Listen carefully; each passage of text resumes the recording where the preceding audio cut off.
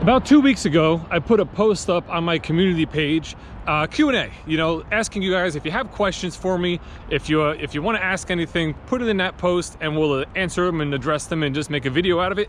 That video is today.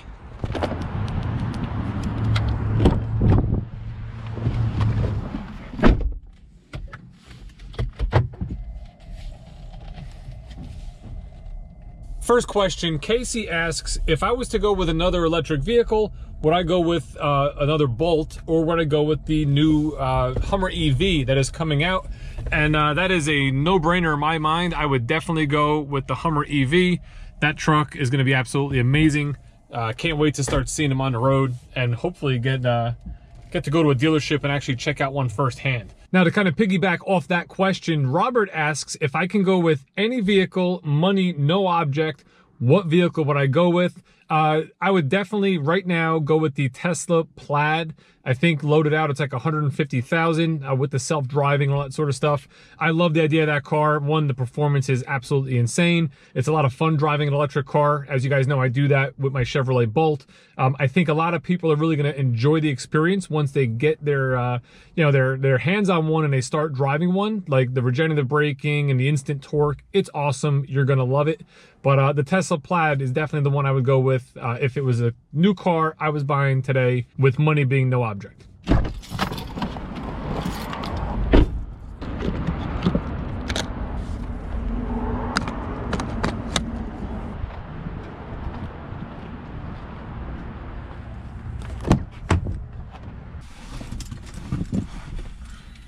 The next question is from Pamela. She asked, what would be your first choice Chevrolet and the spec, no EVs, so like a regular gas car? Right now I'd probably go with a Silverado, probably like a Trail Boss like the one I'm in, maybe an LTZ, although I do like the extra 2-inch lift. I would spec it out very similar to this, leather interior, sunroof. This is one that we had in stock that actually I just sold this morning. Next question is from IC. IC asks, do employees get loaner cars that they can take home on a regular basis? And if so, what do you do with those cars when you're done with them? So loaner cars at this dealership anyway are a thing of the past. Now, with the previous ownership, we used to have a choice. Do we want to get a demo allowance, which was a certain dollar per week, or do you want to get a vehicle, which was normally like a Chevy Cruze or a Malibu or an Impala or an Equinox, something like that. In my case, I never took a demo. I always took the money because I wanted to buy the car or at least the car that I wanted, and I would just use that demo allowance to pay for it. I still do that to this day. The salesperson would then drive that demo vehicle usually till about 4,000 or 5,000 miles, and then it would be sold at a discounted price. Now, I think what happened was the market is very, very aggressive, and you didn't save all that much on those demo vehicles. So if somebody was looking at one with 5,000 miles versus a new one, a lot of times they would just take the new one. So little by little, they kind of just faded out demos altogether, and we no longer do it. And then the dealership was sold, and it was bought up by new owners, and they didn't do demos at all. We actually had one experience with a salesman here that had a Malibu Demo. We used to drive home the same way back then on the same highways. I caught a light before getting on the highway. He didn't. Once it turned green, I started driving down the road. I see his car pulled over to the side, and he's standing outside the vehicle. And turns out he hit a deer, which pretty much completely totaled the front end of a Malibu. It was like the 05 body style Malibu. He was able to drive the car home. He brought it back the next day to work, and that car ended up in the newspaper as like a deer hit special at a very discounted price. Once it was fixed, the dealership had photos, and we disclosed everything that happened to that car.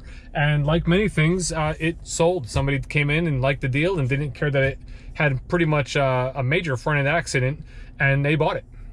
The next two questions are pretty similar. Somebody asked whether I would consider going to like a luxury brand like Mercedes. And then somebody else asked, would I consider switching brands or going to a different manufacturer?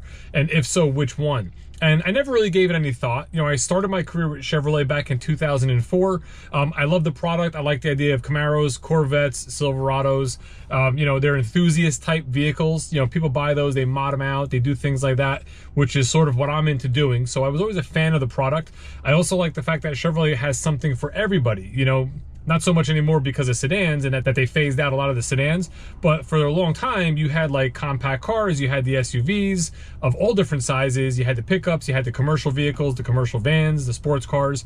You really had a little bit of everything for everybody, which makes it nice because you, again, have a little bit of everything for everybody. So it just increases the amount of people you can sell to. If I had to choose a different brand, I'd probably go with Jeep, Chrysler Jeep Ram, only because being a previous Jeep owner, I love the community around that. You know, the enthusiasm that people have for off-roading and modding out vehicles and customizing.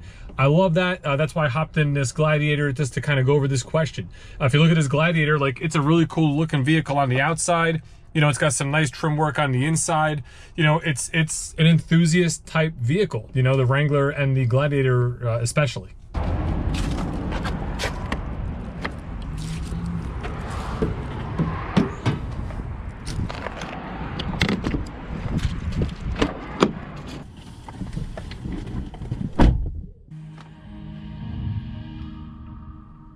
Lando asks, how do you feel the battery repairs swaps will go on our Bolt EVs?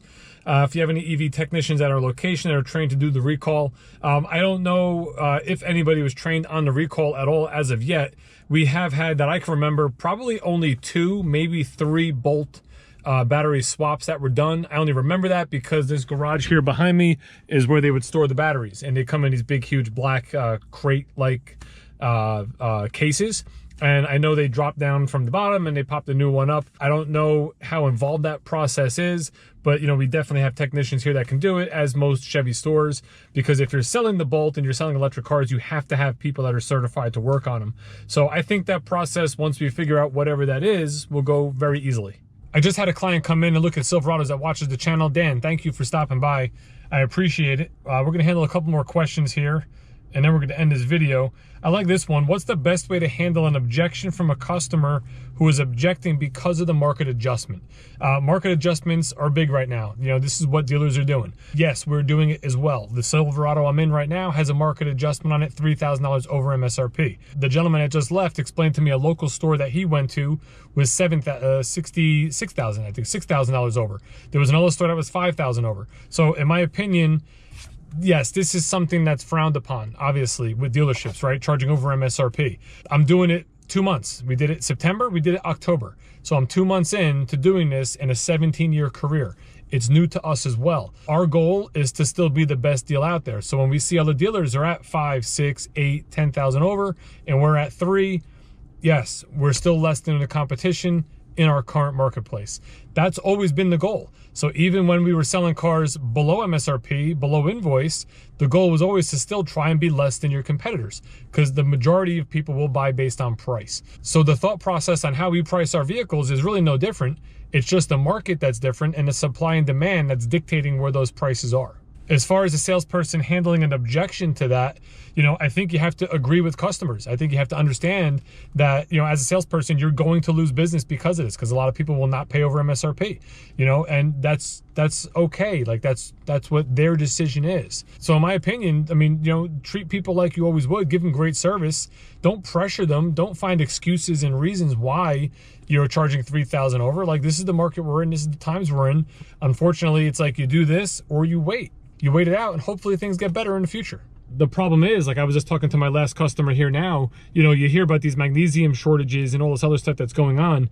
What if it doesn't get better? What if it gets worse before it gets better? Then the $3,000 over MSRP right now might be a bargain. No different than MSRP was a bargain back in July and August when I was selling pretty much everything we had here at MSRP, because people were calling up to find out how much we were charging over. We weren't at the time, so they were flocking in and buying up the inventory that we had.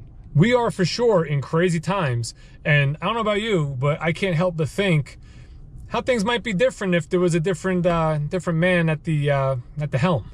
I think I'm going to cut this video here because I'm not exactly sure how long I've been talking to the camera and how long-winded this video will be. But I appreciate you guys watching. Thank you for the questions and the interaction and everything on the channel. I absolutely love it. One quick thought, I can't wait to get our next 2022 in. In the last video, I was talking about the information center and the radio screen and how the icons were.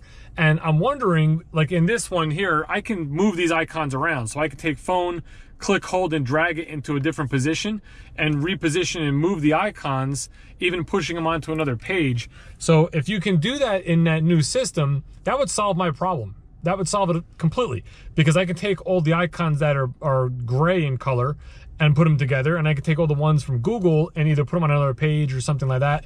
So I don't know if that can be done yet. I'm sure it probably can. Some of you guys were questioning in the comments of that video about downloading different interfaces and stuff like that. I don't yet know if that can be done. Maybe something in the future. And probably one of the coolest ideas with the center digital display, like if they actually made future downloaded dashboard layouts to match previous Chevrolets. Like let's say you had a digital screen here and you can make it look like a 1980s Chevy Blazer. It used to have like a different linear tachometer and speedometer, or maybe a car from like the 60s or 70s. That would be awesome if you can download or input different screens based on different models. That would give you all the current information of the vehicle today, but in that style. Awesome idea, that'd be great. In any event, guys, thanks for watching. See you in the next video.